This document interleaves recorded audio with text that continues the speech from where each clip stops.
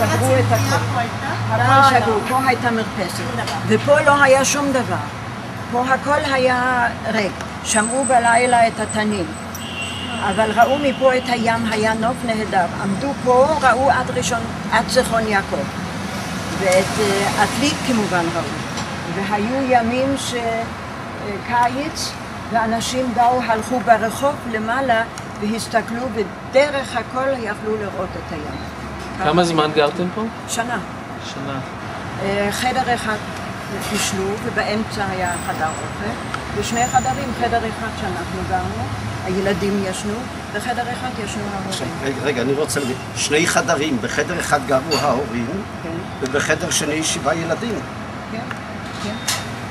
כן. אז על 7 ילדים אני רוצה לספר משהו, אולי... כי אני השביעי. רגע, תשמע תפסת מקום. אם אני נולדתי פה. כשעזרא נולד, אז בבוקר אבא העיר אותנו ואמר, תלכו לסבא וסבתא שגרו 3 בתים מפה בבית היל, במילים האלה, Guten Morgen, das 7. Enkelkind ist angekommen. בוקר טוב, הנכד השביעי נולד. בשנת 35. כן, אבל מה שצריך להגיד... איפה, באיזה בית חולים? לא, פה, בבית. אבל אחר כך עברתם, האמא הלכה לבית חולים. לא, אני נולדתי בבית. ממש, ונשארה בבית.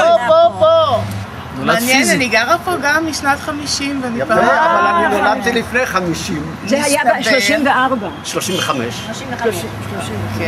הגישו את הערבים. ולהגיד את האמת, היום פעם ראשונה שאני יודע שכאן נולדתי. אז כבר לא הייתה מסוגלת להחזיק פה, ואז אבא ניסה להשיג איזושהי פרנסה אחרת, הציעו לו אז את ההשגחה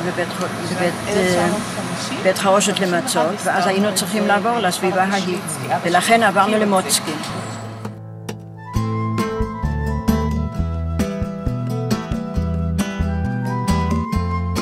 זה הבית מספר 6 שבו נולדתי, כשאתם יודעים, אני אלי, הקטן שבמשפחה, הצעיר שבמשפחה, אחרון הנולדים כאן, בכלל אצל ההורים שלנו. ואנחנו מכאן, אחרי שנולדתי, כפי שאתם אומרים לי כולכם, 3 חודשים אחרי כן עברנו לחוף דבורה 30, התחנה הבאה שלנו. זאת התחנה השנייה שלנו. בהיותי בן שנה עברנו מכאן לחיפה. הבניין בזמנו היה תחת קומתי, היום אתם רואים נבנה כאן משהו אדיר וגדול. אנחנו עכשיו ברחוב הרצליה 6, בקומת הביניים. ופה שרה התחתנה, נכון? אני זוכר טוב? אתה זוכר טוב מאוד. אני התחתנתי שם, החופה הייתה בחוץ, והארוחה הייתה בפנים, בתוך החדרים שגרנו, הוציאו את המיטות וסידרו שולחנות, וזאת הייתה החתונה.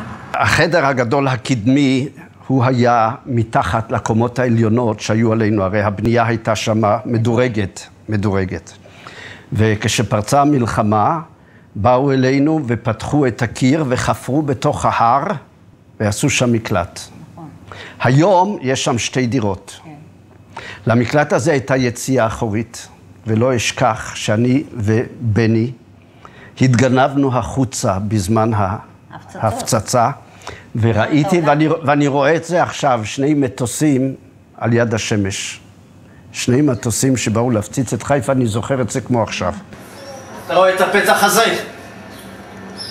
זה פתח שעשו פה בשנת 39, כשהתחילה המלחמה עם גרמניה והפציצו את חיפה בשנת 40, אז בשביל מקלט לקומות העליונות פתחו פה והיה סולם שירד ונגמר פה. כשהייתה אזעקה, אז אנחנו רצנו למקלטים, אז חילקו את התפקידים. אז אני הייתי צריכה לתפוס אותו מהר מהמיטה, לקחת אותו ולרוץ איתו למקלט. פה היה מדרגות שירדו למטה. פה אבא שלך היה עושה את העופות, שאני באתי היה הכל עם דם. וניקינו. ומה היה פה? פה היה דלת.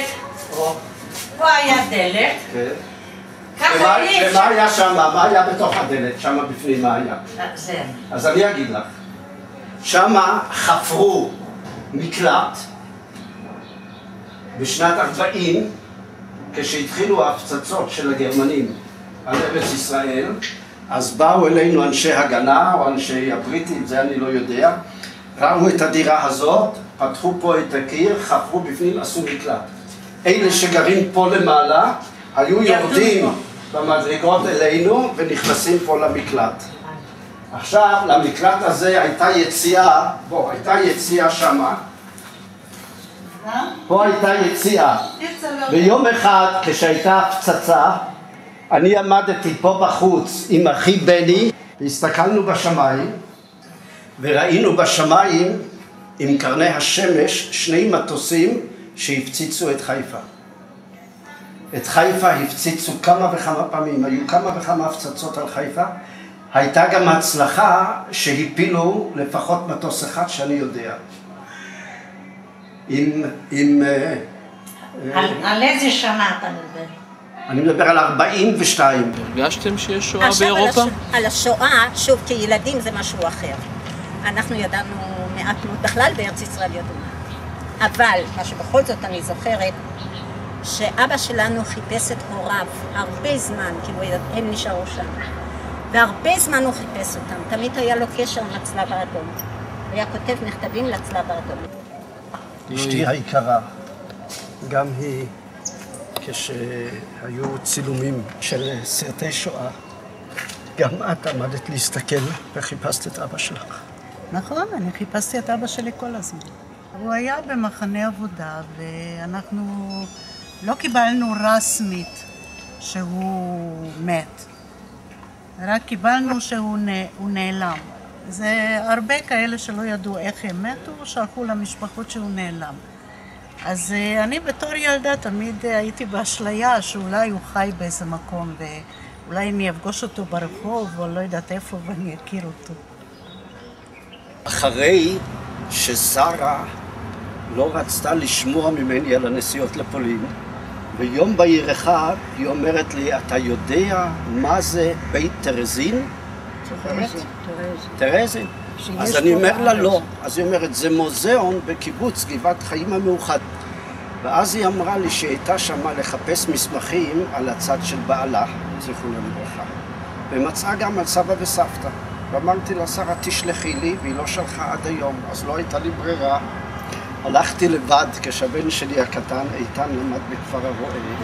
נסעתי לגבעת חיים המאוחד, ואמרתי, אומרים לי שיש לכם אינפורמציה, היא שאלה מה השם, וטיק טיק טיק היא מדפדפת בארון הגדול, הארכיב שיש שם, מוציאה לי את הכרטיסייה של סבא וסבתא, עם התאריכים, מתי הם הגיעו לטרזינשטט, ומתי שלחו אותם משם לטרבלינקה.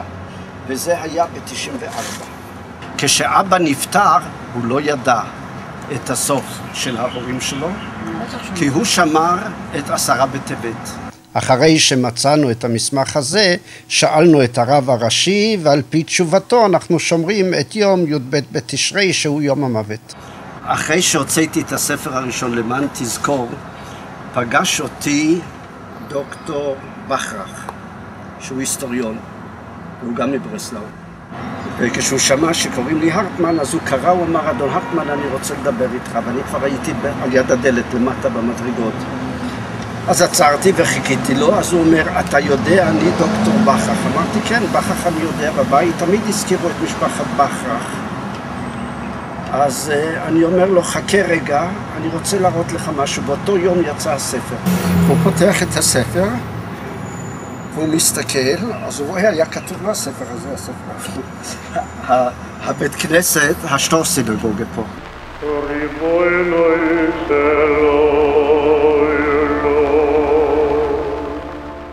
אז הוא אומר, בטח אני יודע, אמרתי לו, אבל אני אראה לך עוד משהו, אני מראה לו שמה את התעודה של טרזינשטט.